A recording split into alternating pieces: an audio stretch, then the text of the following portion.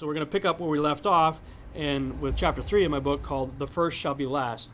And really, that sort of got started as a result of looking at Amos 3:7, where God says that he's not going to do anything without telling his prophets first what he's going to do. So when we think about the last days, we see descriptions of the last days like this. It's going to be a time that has never been like it and never will be again. It's going to be one of the most significant times in all of human history. Never been anything like it. So I started to think about that. I'm going, okay, he tells us first that he's not going to do anything except he tells us first what he's going to do. And we keep seeing these references to the last days being so significant that there's never been a time like it. So with that being the case, do you really think he's going to leave us hanging concerning the details of the last days? Or is he going to tell us everything we need to know? Well, I come from the position that I believe he's going to tell us everything we need to know, and that he did tell us everything we need to know, including the identity of the Antichrist by name in the scriptures. And so we'll start with that. I believe that the scriptures beginning in Micah chapter 5, Matthew 24, Revelation 9, Revelation 13, and Revelation 17 tell you exactly, in a tremendous amount of detail, who the Antichrist is. But rather than going in the order I just listed, I'm going to work my way backward because it's easier to describe it this way. So let's start with Revelation 17, identifying the beast of Revelation. The beast that thou sawest, we all understand the beast is the Antichrist, right? Before we get started, everybody agree? The beast is the Antichrist? The Antichrist is the beast? Okay. The beast that thou sawest was and is not and shall ascend out of the bottomless pit. Where does the beast come from? Open book test, right? Remember in school we used to have like geography open book test. Go, find the United States of America. And there's a map that says United States of America. Right here. Open book test. Where is he coming from? So he's not coming from Kenya? He's not coming from Hawaii? Says he's coming from the bottomless pit. Now, I've been a student of eschatology most of my adult life, and I've heard all kinds of things. Seems like every other president we have is a candidate for the Antichrist. Henry Kissinger is a candidate for the Antichrist. You know, Ahmadinejad's a candidate for the Antichrist. You know, there's the Mahdi. There's always somebody walking around the earth that, you know, his name adds up to 666, so he's got to be it, right? It says the beast comes from the bottomless pit. So that's where I'm going to look for the beast. And he'll go into perdition. And they that dwell on the earth shall wonder, whose names were not written in the book of life from the foundation of the world. Stop. What happens to your name if you do not accept Yeshua as your Savior? What happens to it? It's blotted out of the book of life.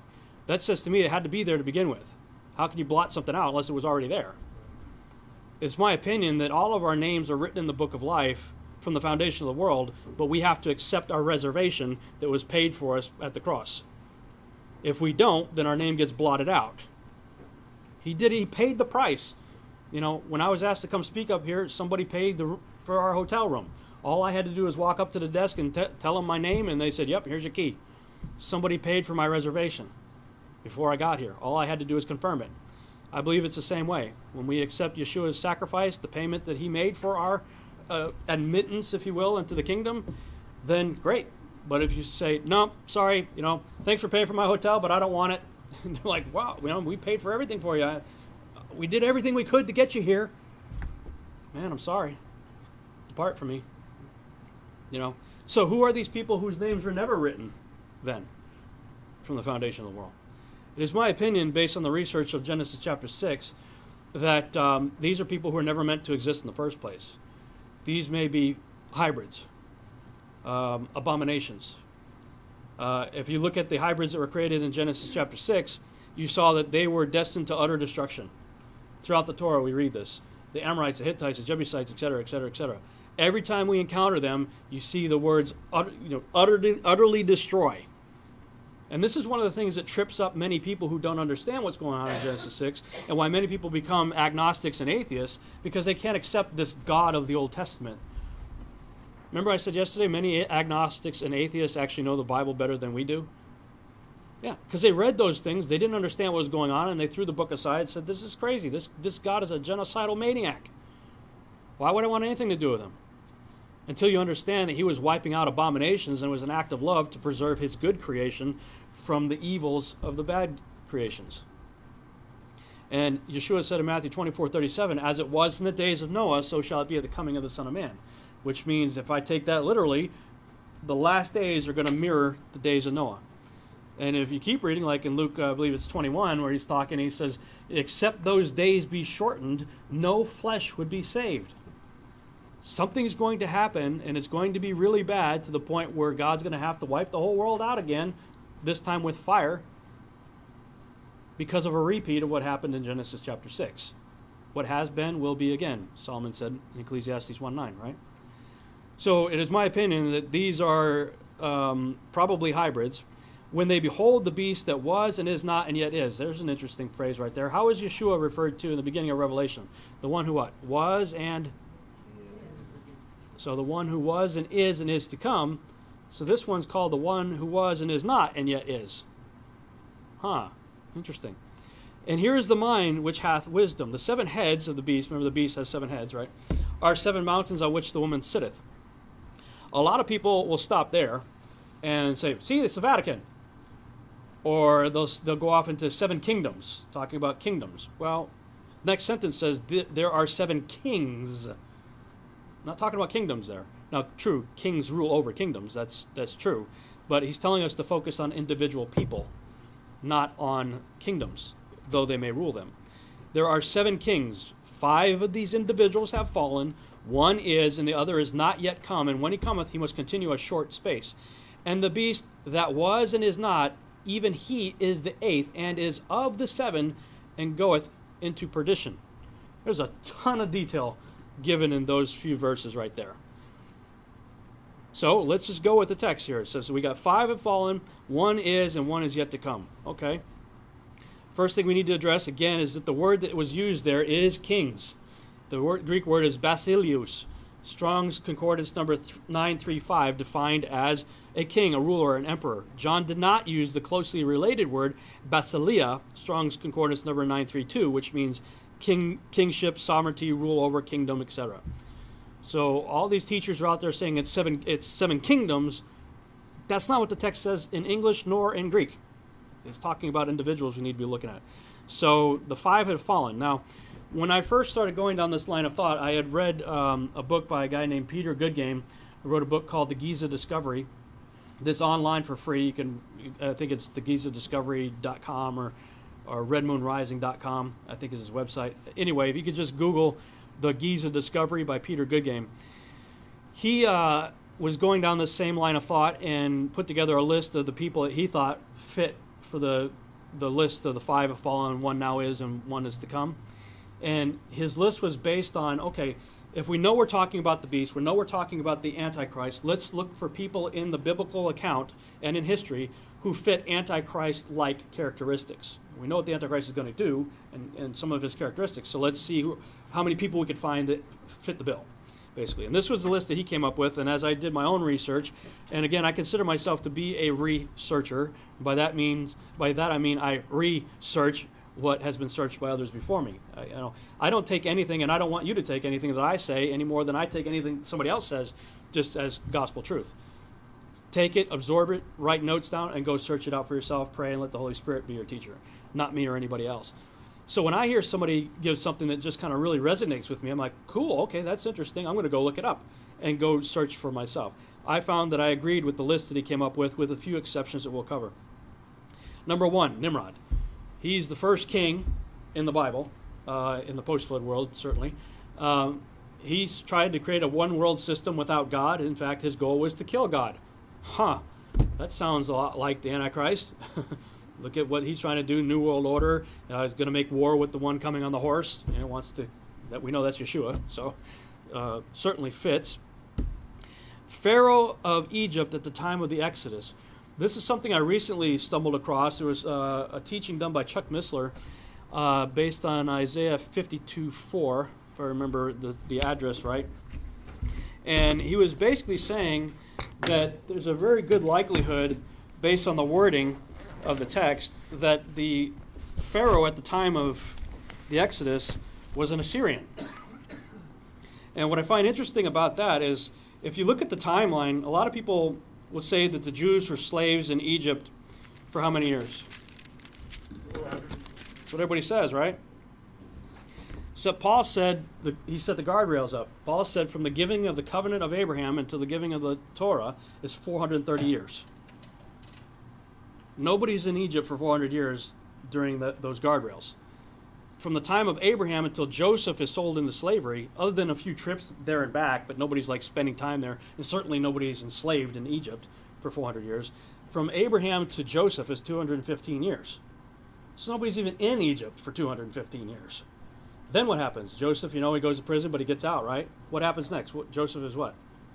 Made second in command of all of Egypt. So he's next to the Pharaoh. He's the guy, right? So, go a little bit forward from 215, and he's made, the second in command. And then the house of Jacob comes down, right, from Canaan. And then what happens then? Where do they go? Goshen. They're given like the best of the land of Egypt, and they're living like regional governors and princes in the land of Egypt. So now you're extending the timeline even further. Nobody's a slave yet. Best I can figure, they probably went into slavery right about the time of Moses' birth or very shortly before that. So 80 to 100 years max is all you can fit in the 430-year guardrail when you realize nobody's there until 215 and you progress that forward. So then a Pharaoh shows up that didn't remember Joseph. Well, how could that be if he was an Egyptian? National leaders, it's a good idea. You need to know your own history of the nation you're going to rule, right? Especially if you're coming of the people, for the people, by the people type of scenario, right? So if it's an Egyptian rising up through the ranks to become the next Pharaoh, he obviously would know about the other pharaohs in the history and Joseph, because it's not that far. I mean, we're talking maybe 100 years from the death of Joseph to the time that Moses is born. So Chuck Missler is talking about how, I think it says another Pharaoh, or whatever the word is used that precedes the Pharaoh, indicating a different person. He said the word is heteros, meaning of a different kind. A person of a different kind arose in the land of Egypt and became the Pharaoh and didn't know anything about Joseph. And so he put him into slavery. Now, Isaiah 52:4 says, "And thus saith the Lord God, my people went down afore into Egypt to sojourn there, and the Assyrian oppressed them without cause." And so he's got a whole teaching on that. I had never heard that before, but I'm like, well, that's absolutely fascinating, because one of the titles for the Antichrist is the Assyrian. We see that in Micah chapter 5 and elsewhere. There's a number of places it talks about the end-time tyrant as an Assyrian. So, and this guy, the pharaohs, of course, thought themselves to be a god, and they tried to wipe out God's people, right? So he's a good fit, definitely a good candidate for number 2. Number 3, Sennacherib, another Assyrian. Again, thinks himself a god, tries to wipe out God's people. Anybody know what happened to his army? Angel of the Lord came down and wiped out, it was 180,000 or something like that. I forget what the number was, but pretty much the whole army. And then he went home and his sons killed him. But if you think of Antichrist characteristics, he's a good fit. The king of Tyre, if you read about the description of the king of Tyre, it starts off describing him as a man, and all of a sudden the narrative kind of switches and starts talking about Lucifer, Satan. So clearly this guy had some kind of affiliation or likeness of the fallen one for that description to have been given. Now, Antiochus Epiphanes is not in our canonized text, although it depends on who you're talking about. If you're talking about the church that still has the Maccabees in their Bible, then it is canonized. Regardless, he's in in my current 66-book canon of Scripture, he's in the intertestament period. Those who still have the Apocrypha in their Bibles, it's part of their Bible. He came in there and was killing people, like, you better eat this pig or you die. So start eating pork or you're dead. Set up the statue of Zeus and offered up a pig in the temple, right? And Maccabees, I think it's 1 Maccabees 4, if I remember right, called that act the abomination of desolation. They defined the abomination of desolation as bringing a pig into the temple. And Sheila said, my wife said, wow, if the abomination of desolation was the bringing of a pig into the temple, what are we now? This is the temple of the Holy Spirit. The abomination of desolation, defined as the abomination of desolation, was bringing a pig into the temple. food for thought. Pardon the pun. Yeah. Something to think about. But, I mean, if you look at what he did, he's definitely a good candidate for an Antichrist character. And I would suggest Alexander the Great may be another possible candidate. So I would take number 5 as interchangeable with either of those two guys as possibilities. Alexander the Great, of course, is in the canonized text of the 66 book canon. And he's described as what? What's the symbol used for him? Yeah, the he-goat. Yes, he's described as a he-goat, and he has a horn between his eyes. And it says the horn is the first king. Well, the first king of the Bible is Nimrod.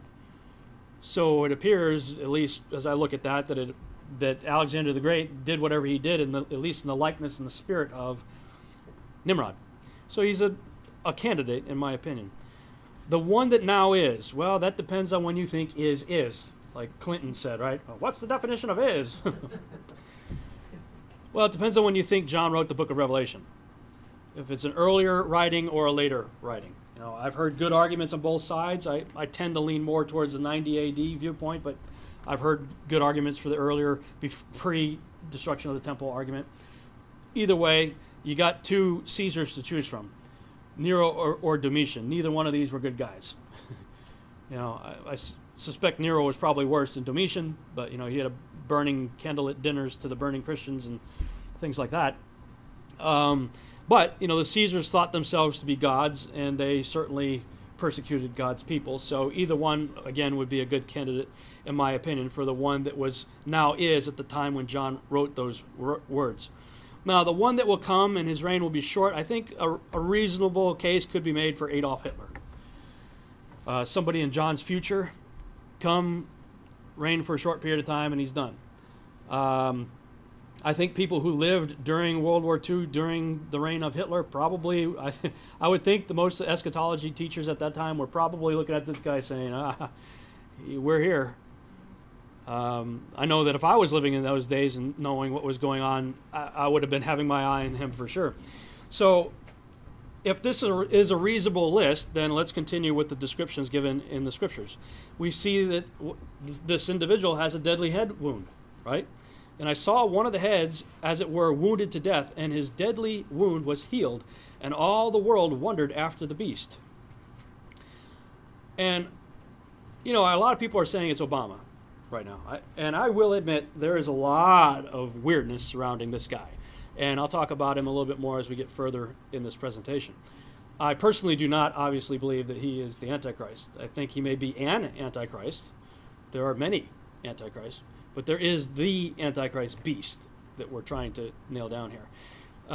In my personal opinion, is he's probably playing the role of a John the Baptist type character, like others before him, preparing the way for what's to come.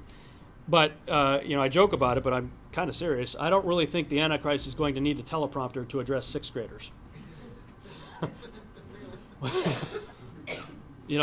And they worshipped the dragon, which gave power unto the beast, and they worshipped the beast, saying, "Who is like unto the beast? Who is able to make war with him?" I just can't see that applying to a dude that needs a teleprompter to read in front of sixth graders to give a speech.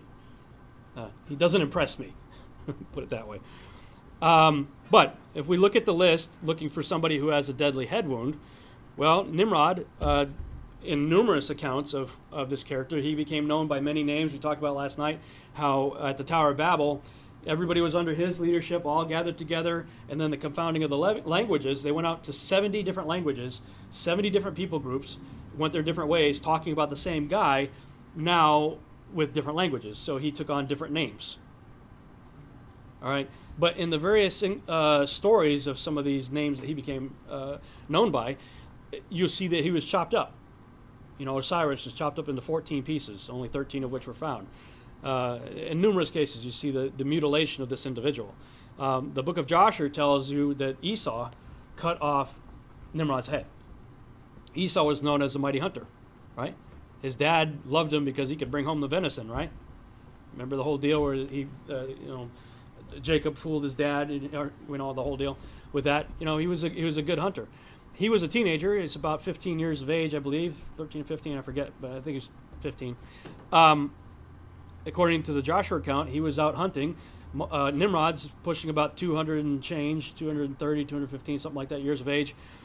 He was known as a mighty hunter. He's out there, 2 alpha dogs in the same field. Esau waits in ambush and at the opportune time rushes out and cuts off Nimrod's head and kills his other 2 buddies that were with him.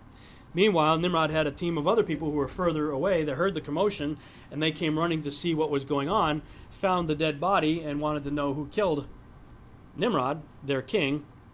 Meanwhile, Esau had taken the coats that Nimrod wore that, according to Hebraic legend, were the original skins that God clothed Adam and Eve with, that were preserved on the ark and later went through Ham to Nimrod, according to the text. I think that that's where legends, like in the Greek mythology of the Golden Fleece, some of these stories find their origin in possibly a real event like that. So Esau takes off running. Where does he go? He goes home. He's starving after the battle, and this mighty hunter sells his birthright for a bowl of beans? When we read Genesis, that doesn't make any sense at all. This mighty hunter comes in, sells his birthright for a bowl of beans? What? But when you realize the subtext of what's going on from the elaborated story that we get in Joshua, well, it makes perfect sense. This guy's running for his life from Nimrod's buddies because he just killed the emperor of the world. He's like, what do I care about my birthright for? I'm a dead man anyway. Just give me something to eat. Well, all of a sudden that story makes a whole lot more sense. Right? So, according to the Hebraic text, he was killed by Esau. Now, there are rabbinic legends that say that Nimrod was killed by Shem. There's a number of possibilities of what could have happened there. I basically think that what happened after Esau killed him is that Shem chopped him up into the remaining pieces that we hear about in the Osiris legend, and the pieces were mailed out to people just same way, what's that, the prostitute, I think, in the book of Judges, I think, where she was chopped up and they mailed the pieces to people. They're making a statement, basically. But if you can imagine, Nimrod is the emperor of the world, right? And he's killed, and nobody's there to witness. Nobody saw what really happened. How many people do you think would be trying to take credit for getting rid of this guy? Try to prop themselves up as, I'm the guy. You know what I mean? So, interesting. Pharaoh of Egypt at the time of Exodus, he did not have a mortal head wound. Sennacherib, no. King of Tyre, no. Antiochus Epiphanes, no. Alexander the Great, no. Domitian, no. Nero, possibly. It is said that he stabbed himself in the throat. And by the Hebraic understanding, that may be considered part of the head. Okay, let's give it the benefit of the doubt. And according to the official historical narrative, Hitler supposedly shot himself in the head.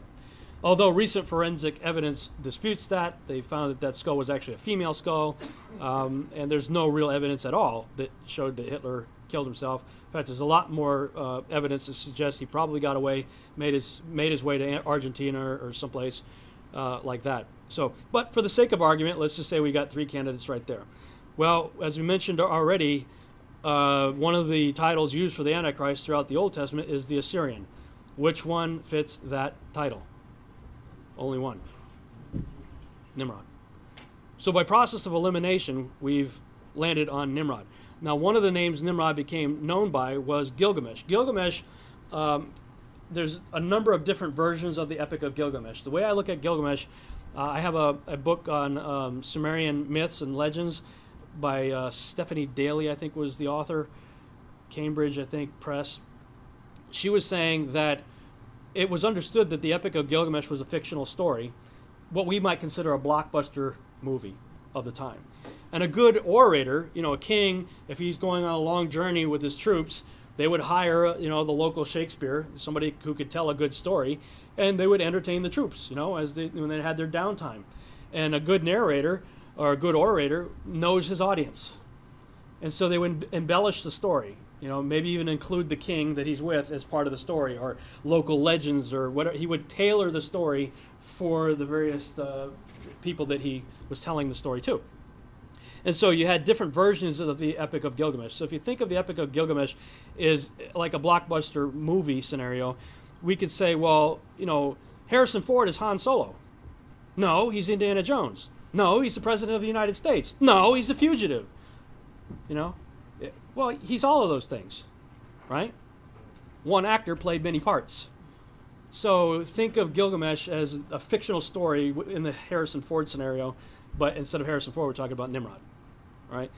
One of the quotes from the Epic of Gilgamesh is, "Who can compare with him in kingliness? Who can say, like Gilgamesh, I am king?" Not exact, but pretty close to the same awe that people have reflected in Revelation 13. So there's a similarity there, but let's continue with this premise. Comparing Nimrod with Jesus, or Yeshua. Gilgamesh was said to be a God-man, right? You know, we know that Yeshua is the son of man, but he's also the son of God, right? In the case of Gilgamesh, he's 1/3 man, 2/3 God. Well, 2/3 of 100 is what? 66.6%. 1/3 is what? 33.3%. 33 comes up an awful lot in occult circles and Freemasonry and secret societies, most of which the rituals go back to this guy right here. Osiris. He was one of the only other gods of antiquity besides our God, who was known as the King of Kings and Lord of Lords in the pyramid texts and the Book of the Dead, etc. Osiris, Mithra, Tammuz, these are various characters whose symbol was the cross. In this case, the Ankh, which actually predates the cross. The hoop of the Ankh represents resurrection. So there's this symbology already right there of a dying individual associated with a cross who rises from the dead. In numerous depictions of the various sun gods of antiquity, he's a dying and resurrecting figure. Apollo. In the case of Apollo, he's the son of God, the son of Zeus in that case. He rules from elsewhere. We know Yeshua is in heaven, right? We're his body here on earth. His head is in heaven. He's the head of the church, as it were. He is in heaven. His body's in heaven. Our body's here. We're the body. He's the head. In the occult, it's the exact opposite. It's the antithesis.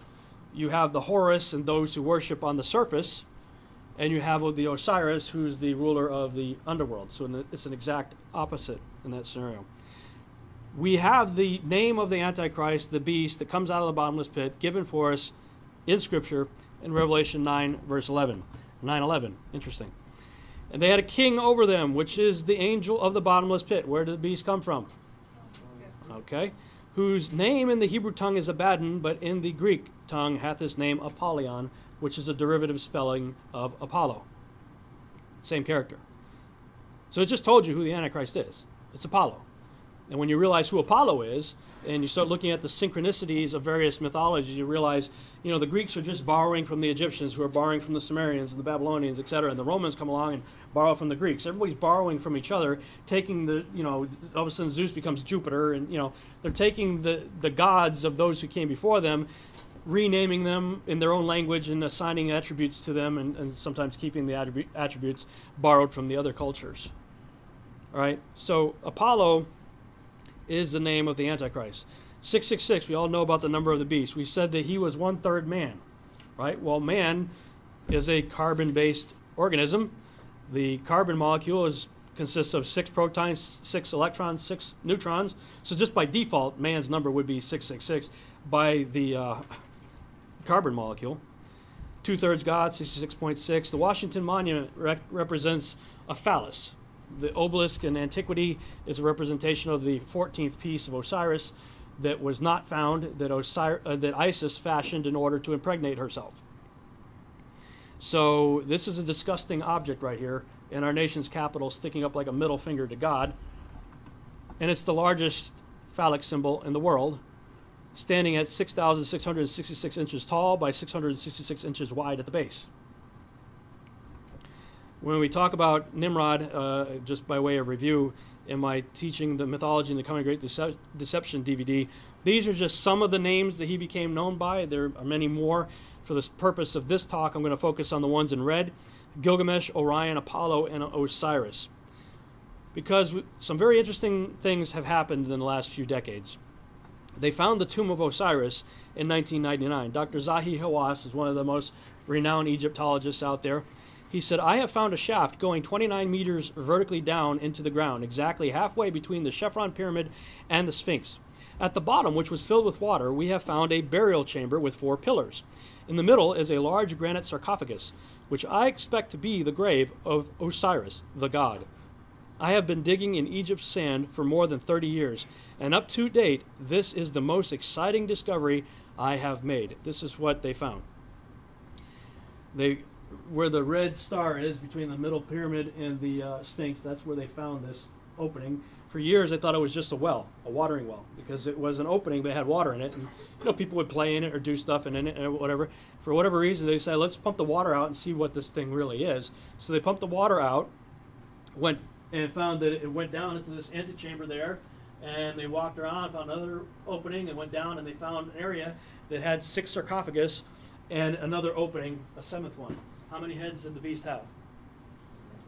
7. 6 and 1, right? So you had 3 here, 4, 5, and you went down into the other one down here. So they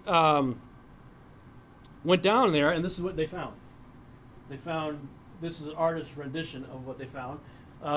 Basically a square island that had water going around it, like a moat. They had 4 pillars on it that had writing on it that I suspect were instructions for how to use this chamber. And then you have another moat surrounding an island that had a very large, I think it was about 10 feet long sarcophagus. The lid was open and there was a body in it. So like the lid was ajar, it was off to the side, and they found a body in it. And everybody, after they examined it, determined this is not Osiris. Very likely it was somebody put into this chamber, probably with the hopes of being resurrected. Could this be a resurrection chamber, I think is the big question. And it didn't work, apparently. The person was still there. We talk so much about dispelling myths. How about confirming one? What is this? Susie, this is the tomb of Osiris. The god of the underworld. This once extravagant mausoleum, a moat with 4 pillars engraved with hieroglyphics constructed thousands of years ago, was intended to be a shrine for the keeper of the afterlife. So, flash forward a few years later, the tomb of Gilgamesh was found in April of 2003. And in this case, there was a body.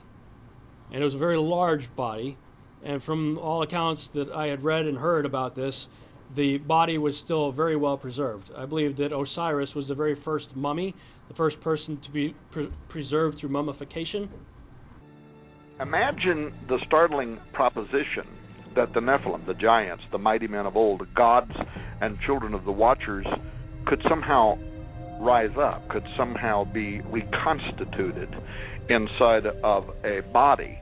And, of course, I've discussed with you before my theory that one of the greatest legends in history could be a record of that having actually happened. And I'm referring to Nimrod, who some scholars also identify as Gilgamesh of Sumerian fame, Apollo of Greek fame, Osiris of Egyptian fame. And this Gilgamesh was a giant who a lot of people didn't even believe was anything more than myth until his grave marker was found a few years back. And then, according to some people, the military swooped in and took possession and control of that dig. Hey, Tom, I want to interject something. I talked to a special operations general who was there when Gilgamesh's remains, and his words were he was in a state of remarkable preservation, okay? He said they have Gilgamesh's remains. So if they have Gilgamesh and he is Nimrod, they got it. And the whole point was to extract the DNA. And this body was pulled out of the desert sands of Iraq in April of 2003, coincidentally 1 month before we set up the military occupation phase. And the first thing our troops did was raid the Museum of Baghdad. 170,000 items were reported stolen, most of them returned. Of the 3,000 items that were not returned, they were cuneiform tablets and things related to resurrection and the afterlife.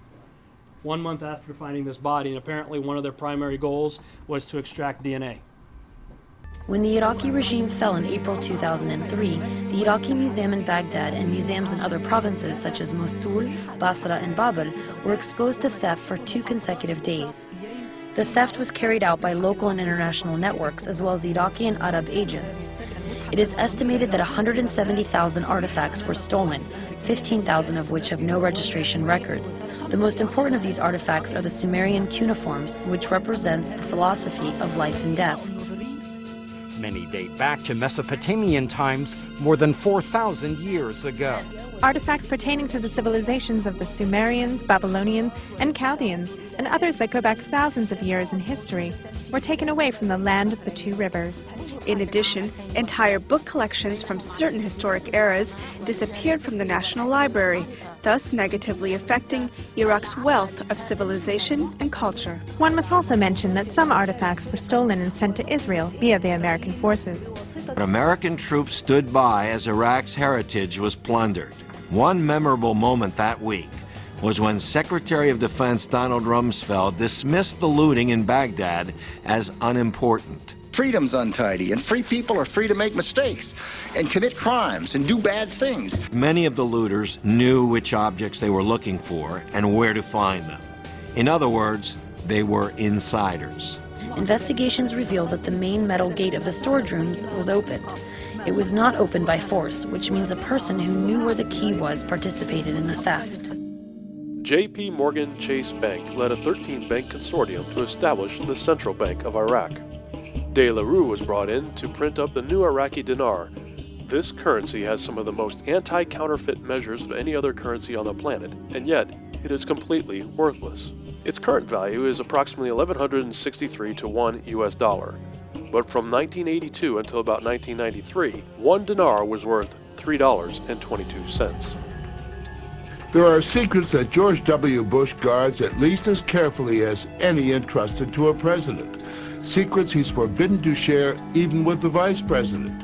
Secrets he's held ever since his days at Yale, where in his senior year, like his father and his grandfather, he belonged to Skull and Bones, the elite secret society whose members include some of the most powerful men of the 20th century. President Bush has tapped 5 fellow bonesmen to join his administration. Most recently, the head of the Securities and Exchange Commission, William Donaldson, Skull and Bones, 1953.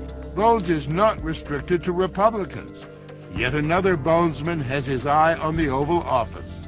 Senator John Kary, Democrat, Skull and Bones, 1966. You both were members of Skull and Bones, a secret society at Yale.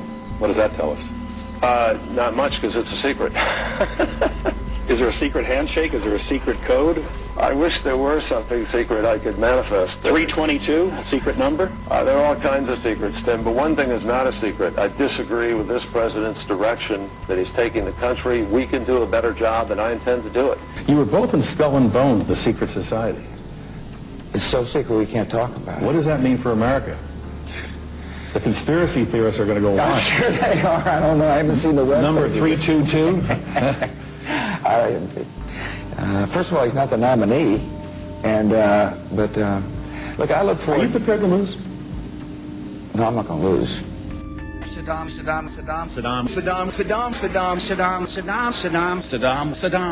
Hussein. War and danger. Continuing danger, hour of danger. Very, very dangerous world. The evil terrorists. Terrorists. Terrorists. Terrorists. Terrorists. Terrorists. Terrorists. Terrorists. Terrorists. Terrorists. Terrorists. Terrorists. Terrorists. Terrorists. Terrorists. Terrorists. Terrorists. Terrorists. Terrorists. Terrorists. Dramatic changes now beginning to occur. John Kerry with 77 electoral votes and George Bush with 66. These men are like this. The only thing that unifies them are Skull and Bones. Skull and Bones will still keep control of the presidency. By our efforts, we have lit a fire as well. A fire in the minds of men. It warms those who feel its power. It burns those who fight its progress. And one day, this untamed fire of freedom will reach the darkest corners of our world. The Bible says that Iraq, which was known in the Bible days as Babylon, will not only emerge in the last days, it will emerge as the wealthiest, most peaceful, most powerful nation on the face of the planet. So the question is, how do we get from the chaos that there has been over the last few years to the wealthiest country on the planet in the last days? Something must get better. Right. So people ask me, are we making Iraq safe for the Antichrist or safe for democracy? And it's a little bit of both.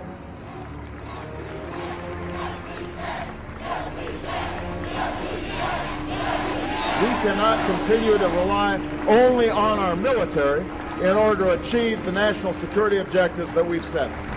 We've got to have a civilian national security force that's just as powerful, just as strong, just as well funded. And those who tell us that we can't, we will respond with that timeless creed that sums up the spirit of a people. Yes, we can. With profound gratitude and great humility, I accept your nomination for presidency of the United States. All across America, something is stirring. It's been a whirlwind of activity these first 100 days. Finally, I believe that my next 100 days will be so successful I will be able to complete them in 72 days. And on the 73rd day, I will rest. What did the President and the Pope talk about this morning? The Vatican positions, don't fall into the usual left and right of American politics. The Pope, for example, is for stronger world government, and he just issued an encyclical, a sort of Vatican position paper, calling for much stronger regulation of the financial world. And at the same time, of course, the Pope is opposed to abortion and stem cell research, which Mr. Obama favors. E pluribus unum. That was Latin. It's what's inscribed on a quarter. Out of many, one. Of course, the visual highlight was the president touring the pyramids, outside and in. Purification, mummification. Self-identification. That looks like me. Look at those ears. Separated at birth from a hieroglyphic, but the president's guide saw another resemblance. Mr. President, you look like King Tut. I've been told. Yes, it's true. He should know about King Tut. Dr. Yehōshu'a oversaw scans of Tut's mummy that produced this likeness. The president's trip inspired Egyptians to display decorations calling Obama the new King Tut of the world. But even the new King Tut couldn't budge a pyramid. Still, it's good practice for trying to push peace in the Mideast. Scientists from all over the world are trying to figure out what caused a mysterious blue light to spiral in the sky over Norway on Wednesday. Early yesterday morning, just before dawn, this appeared in the Norwegian sky. A blue light, small at first, growing into a spiral, and then disappearing into what appeared to be a black hole. Thousands of Norwegians bombarded the Meteorological Institute to ask what that light could have possibly been. Some feared it could have been a meteor, others a black hole, and there are even those that thought it could be aliens. December 21st, 2010, I looked up and I saw a decapitated blood red head, looked like, floating over the shoulders of Orion at 2:22 in the morning. Oh, by the way, 2:22 in the morning Central Standard Time is 3:22 in the morning Eastern Standard Time. 322 is the coveted number of the Skull and Bone Society, of which the whole Bush family has been strongly associated with, as was Kary. Two Illuminists, 322. What's that? A skull? A decapitated head on top of a pile of bones? 322. What was happening in Iraq at that very moment? Iraq had just announced the foundation of its newly formed government. And the entire planet, you could look this up for yourself, shook. The seismographic monitors that check earthquake activity around the world, every one of them went into the black that night. What's going on? I don't know. After nearly 9 years, our war in Iraq ends this month. Today I'm proud to welcome Prime Minister Maliki, the elected leader of a sovereign, self-reliant, and democratic Iraq. In the coming years, it's estimated that Iraq's economy will grow even faster than China's or India's. Here's my dinars. I got them. Well, look, I'm from the Trade Bank of Iraq, the only ATM in the country. Look, this is a country that's resource-based, that obviously has tremendous aid by the U.S., but could be very self-sufficient with all these oil companies that we've been talking about that are exploring, they're about to explore there. And so I told my viewer, look, I can't fight it. I would like to know how best to get it, and it would really be great if these guys set up these ETFs all the time. How about an ETF to play the dinar? That would really be the best way to go. For the first time in 2 decades, Iraq is scheduled to host the next Arab League summit, and what a powerful message that will send throughout the Arab world. And finally, we're partnering for regional security. For just as Iraq has pledged not to interfere in other nations must not interfere in Iraq. Iraq's sovereignty must be respected. And let us never forget those who gave us this chance.